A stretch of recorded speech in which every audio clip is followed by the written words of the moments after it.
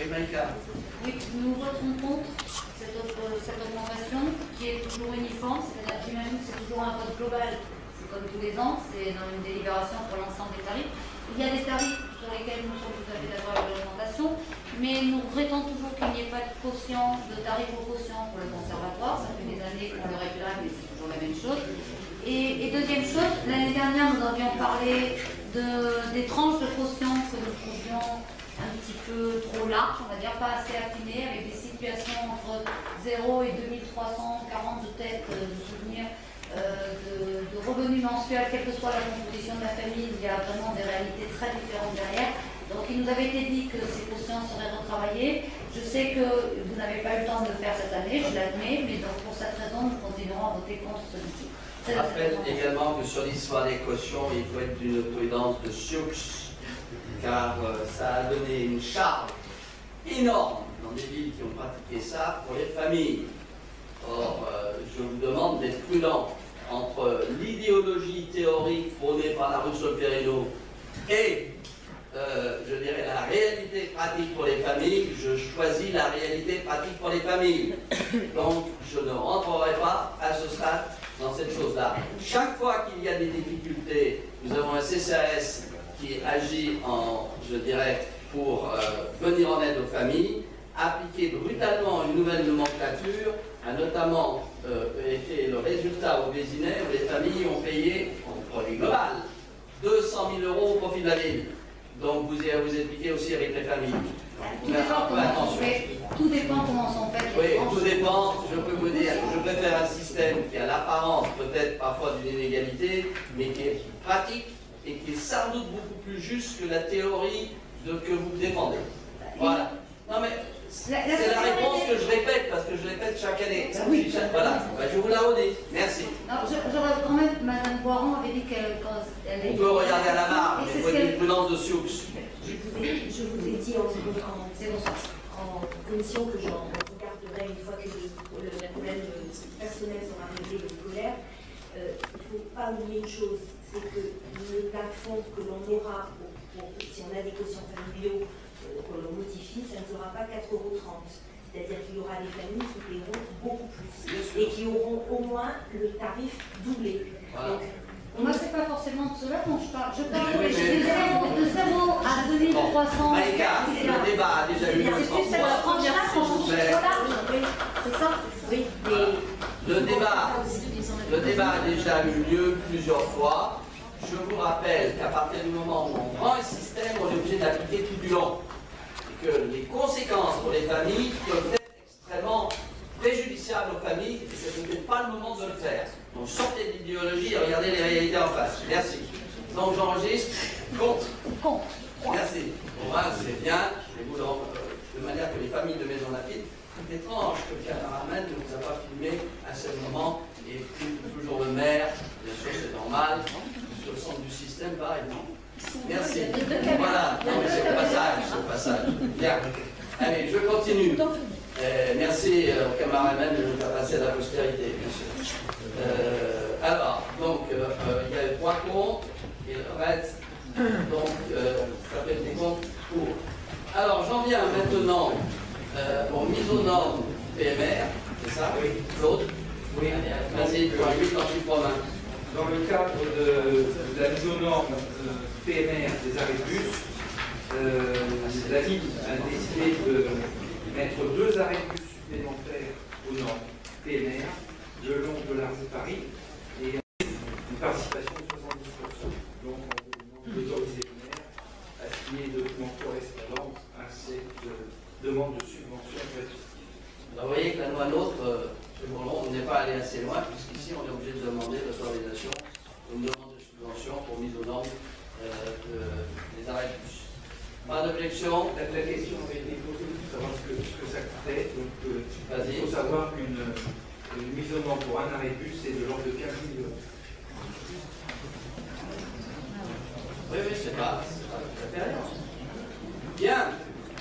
Pas d'objection, adopté. Alors, point 9 en chiffre romain. Acte authentique de constitution de service au profit de RDF. Toujours M. Kopelanski. Oui, donc RDF a l'intention de créer 2 postes de l'INSA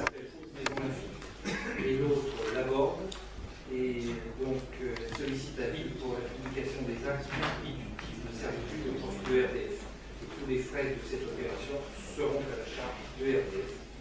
Donc c'est d'autoriser le maire à signer tous les documents, à intervenir avec le RDF permettant la constitution des servitudes relatives aux dotations. Alors il s'agit de postes de moyenne pension, c'est ça? En l'occurrence, ça doit être ça. Pas d'objection adoptée.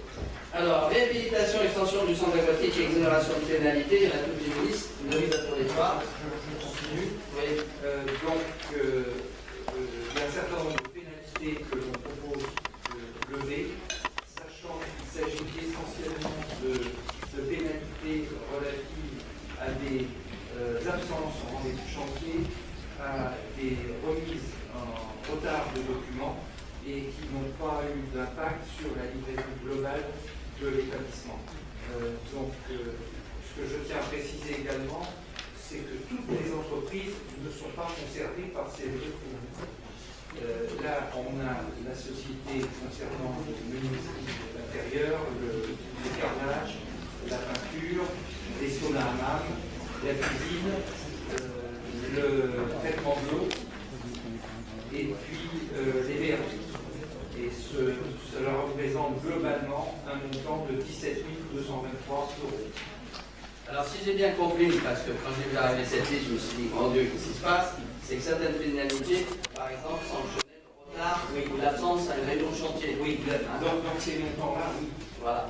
Et donc, c'était, je dirais, des pénalités préventives. Voilà. C'était conforme au cahier des charges, mais ce n'est pas ça qui a entraîné un retard dans la livraison.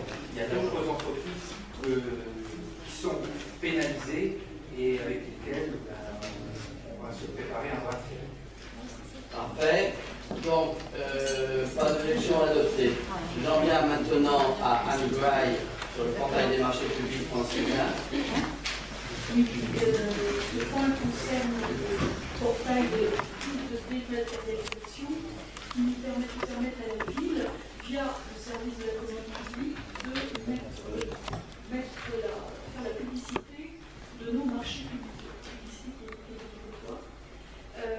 Nous avions un portail, nous fonctionnions forcément avec un portail qui s'appelait Atapat. Et nous avons des projets d'en changer. Ça, c'est la première chose. La grosse modification, c'est que nous décidons, pour participer au nouveau portail, d'adhérer à un groupement d'intérêt public francilien. Et donc, l'objet de ce point est de demander au conseil municipal, à M. le maire, d'autoriser la ville à adhérer à ce groupement d'intérêt public afin de rentrer dans une communauté qu'on appellera maximum. Nous, l'avantage, c'est que vis-à-vis des entreprises, nous serons extrêmement nombreux, puisqu'il y a la ville de Paris, tous les départements franciliens et de nombreuses villes, ainsi que les hôpitaux, toutes les institutions publiques d'Île-de-France sont concernées par ce portail. Donc nous sommes crédibles et donc très visibles pour les entreprises. Il y a un point aussi dans votre feuille où il est dit que cela pourrait être extrêmement favorable aux petites entreprises, tout simplement parce que les institutions publiques ont l'obligation d'aboutir au maximum du marché afin de permettre aux petites entreprises de répondre aux offres. Donc il vous est demandé l'autorisation d'adhérer à ce groupement d'intérêt public qui nous fera économiser de l'argent puisque nous serons une adhésion moins chère que celle que nous devions à un parti.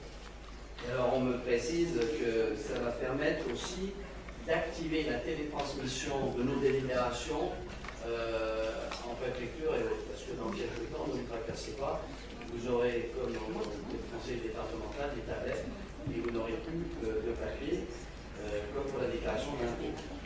Donc ça devrait nous permettre de télétransmettre l'ensemble de vos délibérations assez rapidement. Question, il n'y en a pas adopté.